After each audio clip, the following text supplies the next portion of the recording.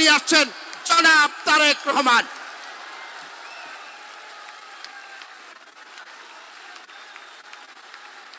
ধন্যবাদ রাজীব।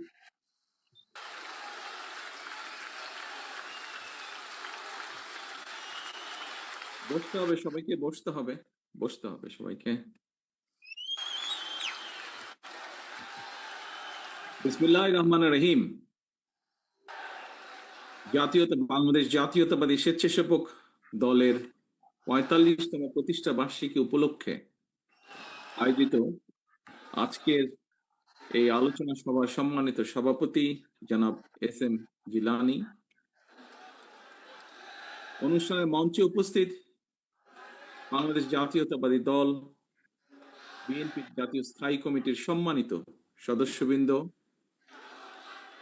উপস্থিত বিএনপির কেন্দ্রীয় এবং অঙ্গ ও সহযোগী সংগঠনের বিভিন্ন পর্যায়ের নেতৃবৃন্দ, উপস্থিত গণ অভ্যুত্থানের শহীদ পরিবারের সম্মানিত সদস্যগণ এবং সমাবেশে অংশগ্রহণকারী স্বেচ্ছাসেবক দলের প্রিয় সহকর্মীবৃন্দ, আসসালামু আলাইকুম। 2024-এর গণ অভ্যুত্থানে শহীদ পরিবারের সম্মানিত সদস্য সহ আপনারা এতক্ষণ যারা বক্তব্য রেখেছেন, আপনাদের বক্তব্যে ফ্যাসিবাদী বিরোধী আন্দোলনে বিএনপি সহ সকল গণতান্ত্রিক রাজনৈতিক দলগুলোর পাশাপাশি 2024 সালের গণ অভ্যুত্থানে জাতীয়তাবাদী স্বেচ্ছাসেবক দলের ভূমিকা এবং দেশের চলমান রাজনৈতিক পরিস্থিতির চিত্র উঠে এসেছে। প্রিয়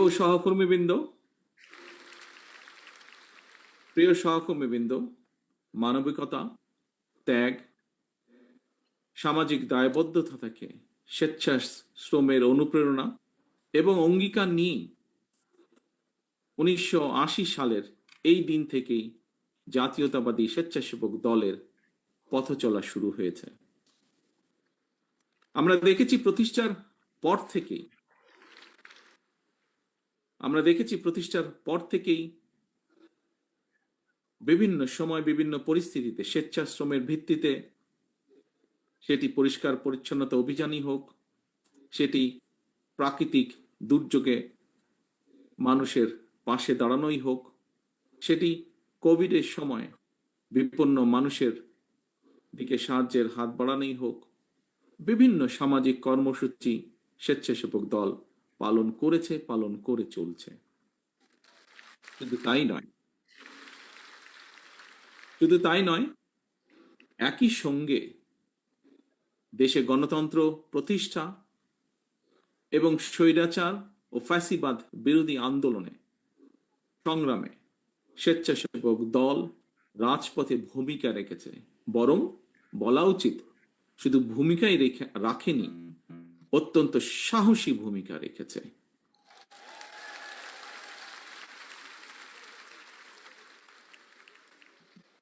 শুধুমাত্র 2024-এর গণ অভ্যুত্থানেই স্বেচ্ছাসেবক দলের 24 জন সহকর্মীকে আমরা হারিয়েছি। 24 জন সহকর্মী শহীদ হয়েছেন, আহত হয়েছেন আরো বহু। প্রিয় সহকর্মীবৃন্দ, 1.5 দশকের ফ্যাসিবাদ বিরোধী আন্দোলন চলাকালীন সময়ে আমরা স্বেচ্ছাসেবক দলের সভাপতি, সাহসী নেতা মরহুম শফিউল বারী বাবু সহ অনেক সহকর্মীকে আমরা হারিয়েছি।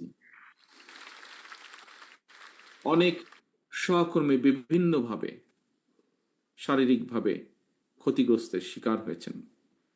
আমি আল্লাহর দরবারে শহীদদের আত্মার মাগফিরাত কামনা করছি।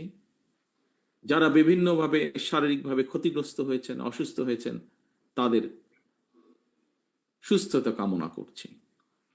প্রিয় উপস্থিতি, সম্মানিত নেতৃবৃন্দ, প্রিয় সহকর্মীবৃন্দ, আমার বিশ্বাস এবং দায়িত্বের জায়গা থেকে আমি প্রায় বলে থাকি একটি কথা, বিভিন্ন বক্তব্যে আমি সেই কথাটি তুলে ধরার চেষ্টা করেছি। 1971 সালে বাংলাদেশের 71 সাল ছিল বাংলাদেশের স্বাধীনতা অর্জনের যুদ্ধ। 2024 সাল 1971 সালে সেই স্বাধীনতা যাতে আমরা অর্জন করেছি, সেই স্বাধীনতা রক্ষার যুদ্ধ ছিল 2024 সাল। এর বাইরেও আমরা বলতে পারি দেশের 54 বছরের ফ্যাসিবাদ স্বৈরাচারের বিরুদ্ধে প্রতিটি গণতান্ত্রিক আন্দোলন সংগ্রামে যারা শহীদ হয়েছেন গত 54 বছরে, তাদের এই আত্মত্যাগের প্রতিদান সম্ভব নয়, প্রতিদান দেওয়া সম্ভব নয়।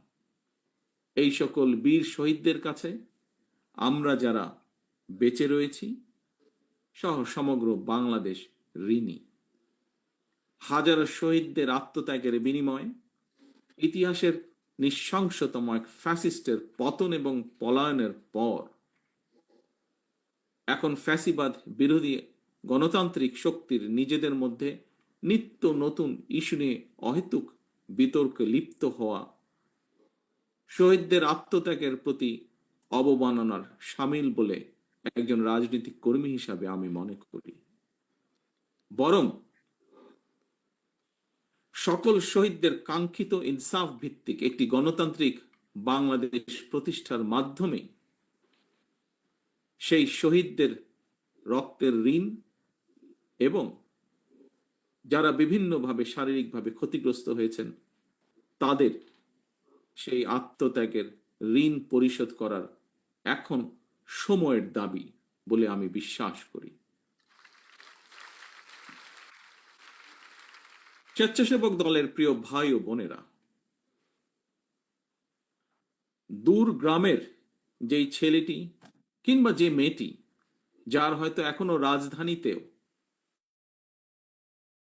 আসার প্রয়োজন পড়েনি বা আসেনি, কিংবা আমরা শহর অথবা গ্রাম যারা যেখানেই বসবাস করি না কেন, তথ্য প্রযুক্তির অবাধ প্রবাহের কারণে সমগ্র বিশ্ব এখন, যেমন আজকে আমি আপনাদের সামনে এখানে উপস্থিত আছি তথ্য প্রযুক্তির কারণে, সমগ্র বিশ্ব এখন সবার হাতের মুঠোয়। এবং এর কারণেই জ্ঞান বিজ্ঞানের বলা যায় প্রায় সকল দ্বার উন্মুক্ত, সবার সামনেই বিশ্ব নাগরিক হয়ে ওঠার একটা সুযোগ এবং সম্ভাবনা কিন্তু বিদ্যমান তথ্য প্রযুক্তির কারণে। আমি মনে করি আমাদের জনগণের সামনে, বিশেষ করে আমাদের তরুণ সমাজের সামনে, আমাদের তারুণ্যের সামনে সাফল্য এবং সম্ভাবনার পথ সুগম, এবং এই পথটিকে আরো সুগম করে দেওয়াটাই হচ্ছে একজন রাজনৈতিক কর্মী হিসাবে এই মুহূর্তে আমার এবং আপনার এবং আমাদের সকলের প্রধান কর্তব্য। প্রিয় সহকর্মীবৃন্দ, প্রতিটি মা, প্রতিটি বাবা তার সন্তান স্বজনের জন্য একটি নিশ্চিন্ত নিরাপদ ভবিষ্যৎ দেখতে চান, রেখে যেতে চান। প্রতিটি বাবা বা মায়ের চাওয়া পাওয়া কিংবা প্রত্যাশা পূরণের লক্ষ্য নিয়েই আমাদের প্রিয় দল বাংলাদেশ জাতীয়তাবাদী দল আগামী দিনের সকল রাজনৈতিক পরিকল্পনা এবং কর্মসূচি গ্রহণ করছি বা পরিকল্পনা সাজাচ্ছি আমরা। কারণ বিএনপি মনে করে বর্তমান এবং ভবিষ্যৎ প্রজন্মের সামনে একটি নিরাপদ ভবিষ্যৎ নিশ্চিত করতে চাইলে অবশ্যই আমাদেরকে প্রচলিত ধারার রাজনীতি থেকে বেরিয়ে আসতে হবে। এখানে একজন বক্তা উল্লেখ করেছেন প্রতিশোধ, প্রতিহিংসা। ইয়েস, প্রতিরোধ, প্রতিহিংসা কিংবা কথামালার রাজনীতির পরিবর্তে বাস্তবধর্মী পরিকল্পনা গ্রহণ এবং বাস্তবায়নের মাধ্যমে প্রচলিত রাজনীতির ধারার গুণগত পরিবর্তন ঘটাতে হবে। প্রিয় সহকর্মীবৃন্দ, বর্তমানে সমগ্র বিশ্ব আর্টিফিশিয়াল ইন্টেলিজেন্সের যুগে প্রবেশ করছে। সময়ের চ্যালেঞ্জ মোকাবেলায় কিন্তু আমাদের পিছিয়ে থাকার কোন রকম সুযোগ নেই। এই সময়ের চাহিদার দিকে লক্ষ্য রেখে বিএনপি ইতিমধ্যেই বিভিন্ন সেক্টরকে চিহ্নিত করে সুনির্দিষ্ট এবং সুচিন্তিত পরিকল্পনা বা পলিসি নির্ধারণ করছে। শিক্ষার্থীরা স্কুল, কলেজ কিংবা বিশ্ববিদ্যালয়ে পড়াশোনা শেষ করার পর অথবা একাডেমিক শিক্ষার যে কোনো পর্যায়ে বিভিন্ন কারণে, পারিবারিক বা সামাজিক বিভিন্ন কারণে, আমাদের দেশে যেটা অনেক ক্ষেত্রেই হয়ে থাকে, কোনো কারণে ড্রপ আউট হলে একজন শিক্ষার্থীকে আর যাতে বেকার জীবন কাটাতে না হয় অথবা বেকারের অভিশাপের মধ্যে বেশি দিন কাটাতে না হয়, সেই পরিকল্পনাকে সামনে রেখেই শিক্ষা কারিকুলামে স্কুল পর্যায় থেকে বিশ্ববিদ্যালয় পর্যায় পর্যন্ত অন্তত একাডেমিক স্টাডির পাশাপাশি ব্যবহারিক এবং কারিগরি শিক্ষা অন্তর্ভুক্ত করার পরিকল্পনা বা সিদ্ধান্ত আমরা গ্রহণ করেছি বিএনপির পরিকল্পনার মধ্যে। বর্তমান এবং ভবিষ্যৎ প্রজন্মকে আজ এবং আগামী দিনের প্রতিযোগিতায় যোগ্যতম হিসাবে গড়ে তোলার লক্ষ্যে বিএনপির উদ্যোগে ইতিমধ্যেই একটি শিক্ষা বিশেষজ্ঞ টিম শিক্ষা কারিকুলাম আধুনিক বা মডার্নাইজ এর প্রস্তাব এবং পদ্ধতি নিয়ে কাজ করছে। এই টিমের মধ্যে আমাদের দলের যারা এই ব্যাপারে এক্সপার্ট তারা যেমন আছেন, একইভাবে এ ব্যাপারে বেশ কয়েকজন বিশেষজ্ঞ কাজ করছেন যারা হয়তো আমাদের দলের সদস্যও নন, কিন্তু তারা দেশের জন্য কন্ট্রিবিউট করতে চান, এরকম মানুষ কাজ করছেন। স্বেচ্ছাসেবক দলের প্রিয় ভাই ও বোনেরা, ধর্মীয় সামাজিক মূল্যবোধ, মানবিক মূল্যবোধ সম্পন্ন ভবিষ্যৎ প্রজন্ম গড়ে তোলার পাশাপাশি বর্তমান প্রজন্মের স্বচ্ছন্দময় জীবন নিশ্চিত করার জন্য বিএনপি নির্দিষ্ট কর্ম পরিকল্পনা এবং নীতি আমরা গ্রহণ করার চেষ্টা করছি বিএনপির মাধ্যমে বা আমাদের টিমগুলোর মাধ্যমে। আপনারা অনেকেই কিন্তু এর মধ্যে দেখেছেন, জেনেছেন, কোনো ক্ষেত্রে আপনারা সেখানে ছিলেন না, উপস্থিত ছিলেন ফিজিক্যালি আপনারা। সেটি হচ্ছে দেশের প্রায় অনেকগুলো জেলাতে, বিভাগ পর্যায়ে হোক, জেলা পর্যায়ে হোক, তারপরে তারুণ্যের সমাবেশ হোক, জাতীয়তাবাদী ছাত্র দলের কয়েকদিন আগে যেই সমাবেশ ছিল সেখানে হোক, যুব দলের বেশ কিছু সমাবেশে আমি দেশের বর্তমান ভবিষ্যৎ প্রজন্মের জন্য একটি কল্যাণ রাষ্ট্র বিনির্মাণের লক্ষ্যে বিএনপির নেওয়া অনেকগুলো কর্ম পরিকল্পনা আমি তুলে ধরেছি এবং বিভিন্ন জায়গায় আমাদের যে টিম যারা 31 দফা সহ বিভিন্ন কিছু ক্ষেত্রে নজরুল ভাই ওনার বক্তব্যে তুলে ধরেছেন, এই টিমগুলো বিভিন্নভাবে বক্তব্য তুলে ধরেছেন বা তুলে ধরেছে বিভিন্ন এই অনুষ্ঠানগুলোতে। আমরা বলেছি বিএনপির আগামী দিনের নীতি বা রাজনীতি হবে জনগণের জীবন মান উন্নয়নের রাজনীতি। সেটি দেশের ভিতরে হোক, সেটি দেশের ভেতরে হোক, বিদেশে হোক, যাতে কর্মসংস্থান সৃষ্টি করা যায়। এবং শুধু কর্মসংস্থান সৃষ্টি নয়, আমাদের আরেকটি মূল লক্ষ্য বা টার্গেট থাকবে নিরাপদ কর্ম পরিবেশ সৃষ্টি করা। এটিই হবে আমাদের রাজনীতি। বিএনপির নেওয়া সকল পরিকল্পনা বাস্তবায়নের ক্ষেত্রে খুব সম্ভব নজরুল ভাই তার বক্তব্যে এই কথাটি বলেছেন, ওনার সাথে একই সাথে সুর করে আমিও বলতে চাই, জাতীয়তাবাদী স্বেচ্ছাসেবক দলের নেতাকর্মীদের ভূমিকা আগামী দিনে বাংলাদেশে আরো গুরুত্বপূর্ণ হয়ে উঠবে। এই পরিকল্পনাগুলোকে আমরা আল্লাহর রহমতে সরকার গঠন করলে এই পরিকল্পনাগুলোকে বাস্তবায়ন করার ক্ষেত্রে, কারণ বিশ্বের সার্বিক অগ্রগতির সঙ্গে মানুষের অধিকার এবং চাহিদার একটা কিন্তু ব্যাপ্তি ঘটেছে, চেঞ্জ ঘটেছে।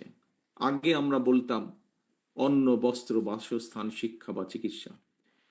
এখন আর শুধু অন্ন, বস্ত্র, বাসস্থান, শিক্ষা কিংবা চিকিৎসা এই কয়টি শুধু মানুষের মৌলিক অধিকার নয়, বরং এর সাথে অর্থনৈতিক সচ্ছলতা এই নিশ্চিতের পাশাপাশি বাক স্বাধীনতা বলেন, নিরাপত্তা বলেন, জলবায়ু বলেন, পরিবেশ বলেন, এসব বিষয়গুলোকেও কিন্তু বর্তমান বিশ্বে মানুষের মৌলিক চাহিদার অংশ হিসেবে স্বীকৃতি দেওয়া হয় বা গ্রহণ করা হয়। এবং এই কারণেই বিএনপির গৃহীত কর্মসূচিগুলোর মধ্যে জলবায়ুর নেতিবাচক যে প্রভাব সেটাকে কিভাবে মোকাবেলা করা যায় এবং মোকাবেলার মাধ্যমে পরিবেশ সংরক্ষণের জন্য সুনির্দিষ্ট পরিকল্পনা আমরা গ্রহণ করছি। আমাদের টিম এই পরিকল্পনাগুলো তৈরি করছে, এই বিষয়ে যারা কাজ করছেন এই সেক্টরে। এ প্রসঙ্গে আমি কথা প্রসঙ্গে এখানে একজন বক্তা বলে গিয়েছেন, খুব সম্ভব বোধহয় আমাদের গাজীপুরে মিলন সাহেব বলেছেন ওনার বক্তব্যে, কৃষি এবং পরিবেশের উন্নয়নে আমাদের দলের প্রতিষ্ঠাতা, স্বাধীনতার ঘোষক, বাংলাদেশের প্রথম রাষ্ট্রপতি শহীদ জিয়া দেশে সবুজ বিপ্লব শুরু করেছিলেন। তিনি সারা দেশে খাল খনন কর্মসূচি করেছিলেন এবং সেই সময় রাস্তার দুই পাশে, খালের দুই পাশে হাজার হাজার গাছ লাগানো শুরু হয়েছিল। শুধু তাই নয়, দেশনেত্রী খালেদা জিয়ার সরকারের সময়ও কিন্তু আমরা দেখেছি সেই সময় উপজেলা পর্যায়ে কিভাবে বৃক্ষ মেলা হয়েছিল এবং আমরা দেখেছি গ্রামের মানুষ কিভাবে সেই বৃক্ষ মেলা থেকে গাছের চারাগুলো কিনে নিয়ে যেতেন, কিনতেন এবং তাদের বাড়ির আঙিনা হোক, বিভিন্ন জায়গায় হোক, বৃক্ষ রোপণ করতেন, এই বৃক্ষ চারাগুলো রোপণ করতেন। এই সব কর্মসূচি, হাজার হাজার যে গাছ লাগানো হয়েছিল, এই সব কর্মসূচিতে সেই সময় অনেক নাগরিক স্বেচ্ছাশ্রমের ভিত্তিতে অংশগ্রহণ করেছিলেন। প্রিয় সহকর্মীবৃন্দ, এই একই ধারাবাহিকতায় পরিবেশের উন্নয়নের লক্ষ্যে বিএনপি ইনশাল্লাহ আগামী দিনে জনগণের রায় আল্লাহর রহমতে সরকার গঠন করতে সক্ষম হলে আগামী 5 বছর সারা দেশে কমপক্ষে আমরা 25 কোটি গাছ লাগানোর পরিকল্পনা গ্রহণ করেছি। শুধু তাই নয়, দেশকে বন্যা বলেন, খরা বলেন, এসবের থেকে রক্ষার পাশাপাশি কৃষকদের সেচ সুবিধার জন্য, মানুষের পানির সুবিধার জন্য, পানির সুবিধা নিশ্চিত করার জন্য আমরা ইনশাল্লাহ পুনরায় খাল খনন কর্মসূচি, খাল কাটা বা খাল খনন বলুন, এই কর্মসূচি আমরা চালু করব, সিদ্ধান্ত নিয়েছি আমরা। এর কাজ এরই মধ্যে পরিকল্পনাগুলো গ্রহণ করা হচ্ছে। প্রিয় সহকর্মীবৃন্দ, বিএনপির নেওয়া এই সকল কর্মসূচি বাস্তবায়ন, বিশেষ করে পরিবেশ সংরক্ষণের ক্ষেত্রে আমি মনে করি স্বেচ্ছাসেবক দল সারা দেশে স্বেচ্ছাশ্রমের মাধ্যমে ব্যাপক ভূমিকা রাখতে সক্ষম। আজকে আপনাদের প্রতিষ্ঠা বার্ষিকী উপলক্ষে যেমন আপনারা কর্মসূচি গ্রহণ করেছেন, উপজেলা পর্যায়ে যে হাসপাতালগুলোকে পরিষ্কার পরিচ্ছন্ন করার যে কর্মসূচি যে আপনারা গ্রহণ করছেন, এইভাবে ঠিক আমাদের এই কর্মসূচিগুলো ইনশাল্লাহ যখন আমরা কাজে হাত দিব, বাস্তবায়ন করব, সেই সময় স্বেচ্ছাসেবক দলের আমার প্রিয় সহকর্মীরা সারা দেশে যে ছড়িয়ে ছিটিয়ে আছেন, আপনারা বিপুল ভূমিকা এখানে রাখতে পারেন।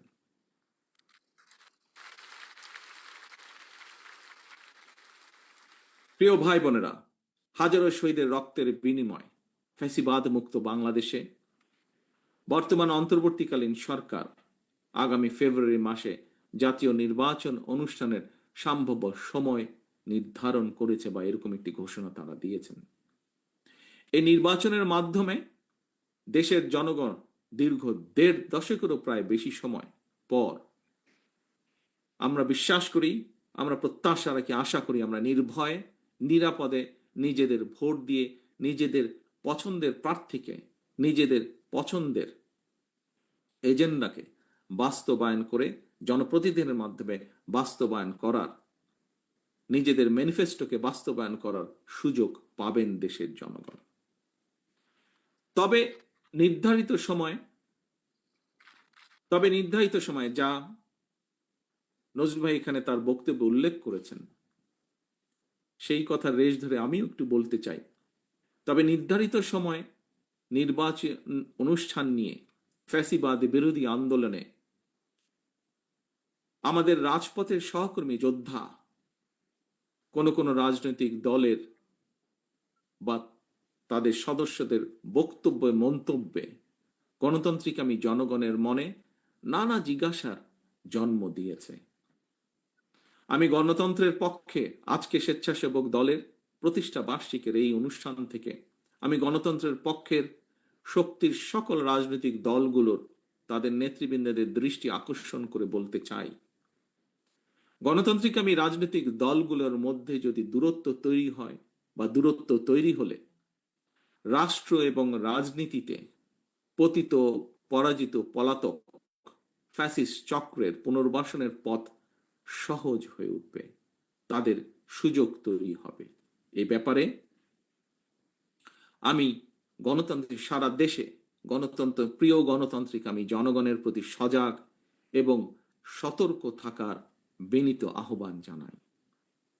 আমি বারবার একটি বিষয়ের দিকে সবার দৃষ্টি আকর্ষণ করেছি, সংবিধান কিংবা লিখিত বিধিবিধান দিয়ে কখনোই ফ্যাসিবাদ ঠেকানো যায় না। রাষ্ট্র এবং রাজনীতিতে যদি ফ্যাসিবাদ ঠেকাতে হয় তাহলে অবশ্যই জনগণকে রাজনৈতিকভাবে শক্তিশালী করার কোনোই বিকল্প নেই। সরাসরি ভোট দিয়ে জনপ্রতিনিধি নির্বাচনের অধিকার প্রয়োগের যে চর্চা, এই চর্চার মধ্যে দিয়ে রাষ্ট্র এবং রাজনীতিতে জনগণ শক্তিশালী হয়ে ওঠে। জনগণ শক্তিশালী না হলে রাষ্ট্র এবং সরকার অর্থাৎ জনগণ রাজনৈতিকভাবে যদি শক্তিশালী না হতে পারে, রাজনৈতিকভাবে যদি জনগণকে শক্তিশালী করা না যায়, তাহলে রাষ্ট্র এবং সরকার শক্তিশালী হয়ে উঠতে পারে না। গণতান্ত্রিক ব্যবস্থাপনায় রাষ্ট্র এবং রাজনীতিতে জনগণকে শক্তিশালী করা কিংবা প্রতিটি নাগরিকের রাজনৈতিক অধিকার প্রতিষ্ঠার ক্ষেত্রে নির্বাচনই হচ্ছে জনগণের সরাসরি ভোটের যে নির্বাচনী ব্যবস্থা, সেই নির্বাচনই হচ্ছে অন্যতম প্রধান মাধ্যম।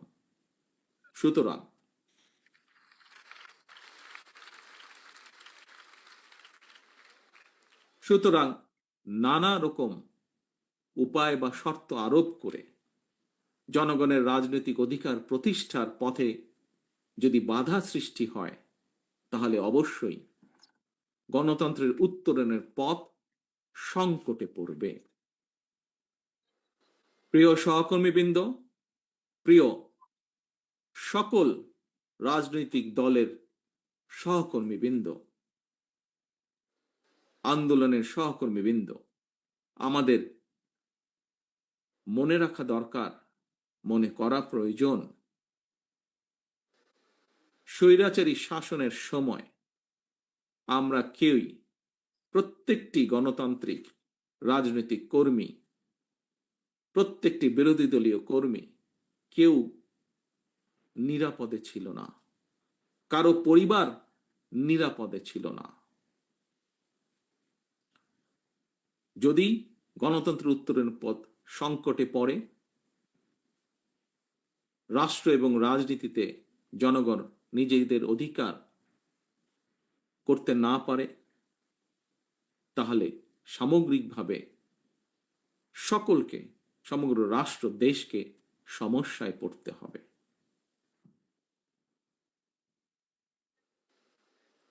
প্রিয় সহকর্মীবৃন্দ,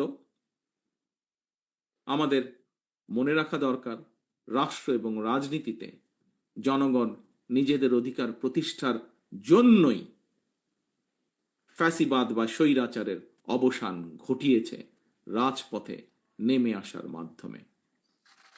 2024 সালের 5ই আগস্ট। প্রিয় উপস্থিতিবৃন্দ, সম্মানিত নেতৃবৃন্দ, জনগণের সরাসরি ভোটে জনগণের সমর্থন নিয়ে রাষ্ট্র পরিচালনার দায়িত্ব পেলে দেশ এবং জনগণের কল্যাণে বিএনপির নেওয়া পরিকল্পনাগুলোর দ্রুত বাস্তবায়ন সম্ভব। সুতরাং আসন্ন জাতীয় নির্বাচনে বা নির্বাচনকে সামনে রেখে আপনারা দেশের সর্বস্তরের জনগণের কাছে বিএনপির যে পরিকল্পনাগুলো আমি আপনাদের সামনে, নেতৃবৃন্দ আপনাদের সামনে তুলে ধরেছে, সেই পরিকল্পনাগুলো আপনারা জনগণের সামনে তুলে ধরুন। বিএনপি বিশ্বাস করে জনগণই বিএনপির সকল রাজনৈতিক ক্ষমতার উৎস। প্রিয় ভাই বোনেরা, প্রিয় সহকর্মীবৃন্দ, প্রিয় নেতৃবৃন্দ, সমগ্র দেশে ছড়িয়ে ছিটিয়ে থাকা সমগ্র দেশে শহীদ জিয়া এবং দেশনেত্রী খালেদা জিয়ার সৈনিকগণ, আসুন আমরা সকলে জনগণের সামনে দাঁড়াই। জনগণকে সাথে নিয়ে আমরা জনগণকে বলি, ভোট দিলে ধানের শীষে, দেশ গড়ব মিলেমিশে।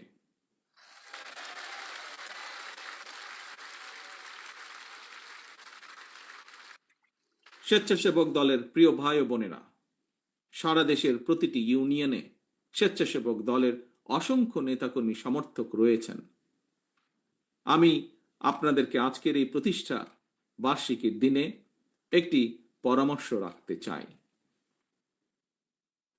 স্বেচ্ছাশ্রমের ভিত্তিতে আজ আপনারা সারা দেশের উপজেলা পর্যায়ে যে হাসপাতালগুলোতে যে অভিযানটি আপনারা করছেন, যে কাজটি আপনারা করছেন, স্বেচ্ছাশ্রমের ভিত্তিতে আপনারা পরিবেশ রক্ষায় পরিচ্ছন্নতা অভিযান কার্যক্রমের জন্য সারা দেশে ইউনিয়ন ভিত্তিক একটি কর্ম পরিকল্পনা তৈরি করা যায় কিনা বিষয়টি বিবেচনা করে দেখবেন।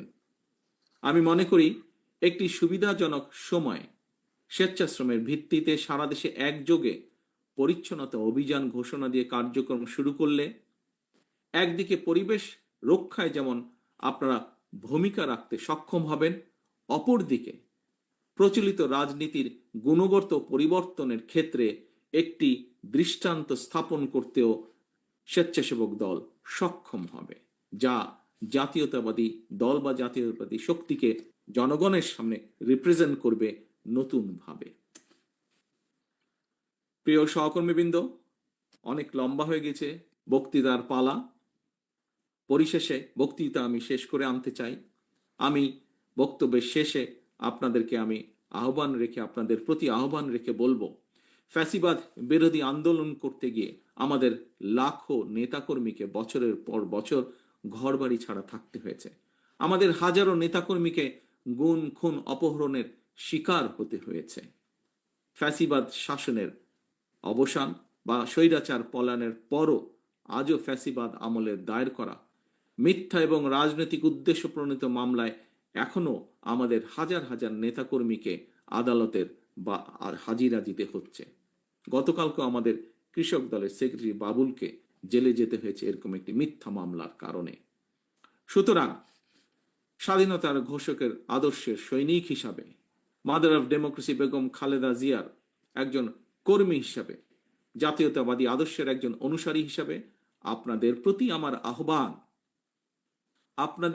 আমার আহ্বান, যা এরই ভিতরে আমাদের স্থায়ী কমিটির সদস্যরাও আপনাদের সামনে বলেছেন, অন্য বক্তারাও বলেছেন, এমন কোনো কাজ থেকে আপনারা বিরত থাকবেন যা জনমনে বিরূপ ধারণা তৈরি করতে পারে। মনে রাখবেন, জনশক্তি, প্রিয় সহকর্মীবৃন্দ, মনে রাখবেন, জনশক্তি জনবল, বিএনপির মনোবল। জনগণের কি বলেছি? জনশক্তি জনবল, বিএনপির মনোবল। জনগণের ভালোবাসায় থাকুন, জনগণকে ভালোবাসায় রাখুন। পরিশেষে প্রতিষ্ঠাবার্ষিকী উপলক্ষে জাতীয়তাবাদী স্বেচ্ছাসেবক দলের নেওয়া সকল কর্মসূচির সাফল্য কামনা করছি। একই সাথে গণতন্ত্র প্রতিষ্ঠার আন্দোলনে স্বেচ্ছাসেবক দলের সহ জাতীয়তাবাদী শক্তির যত নেতাকর্মী শহীদ হয়েছেন, যত নেতাকর্মী বিভিন্নভাবে ক্ষতিগ্রস্ত হয়েছেন, একই সাথে সকল বিরোধী রাজনৈতিক দল যারা স্বৈরাচার বিরোধী আন্দোলনে রাজপথে ছিলেন, তাদের যে সকল সদস্য শহীদ হয়েছেন, ক্ষতিগ্রস্ত হয়েছেন, তাদের সকলের শহীদদের আত্মার মাগফিরাত কামনা করে, যারা অসুস্থ হয়েছেন তাদের দ্রুত সুস্থতা কামনা করে, সারা দেশে স্বেচ্ছাসেবক দলের সর্বস্তরের নেতাকর্মীদেরকে ধন্যবাদ জানিয়ে এবং একই সাথে আজকের এই সুন্দর অনুষ্ঠানটি সফল করার জন্য যে সকল ব্যক্তি কাজ করেছেন, যে সকল ব্যক্তি অবদান রেখেছেন, তাদের সকলকে আন্তরিকভাবে ধন্যবাদ জানিয়ে আমার বক্তব্য শেষ করছি। আল্লাহ হাফেজ। বাংলাদেশ জিন্দাবাদ। বাংলাদেশ জাতীয়তাবাদী দল জিন্দাবাদ। আসসালামু আলাইকুম।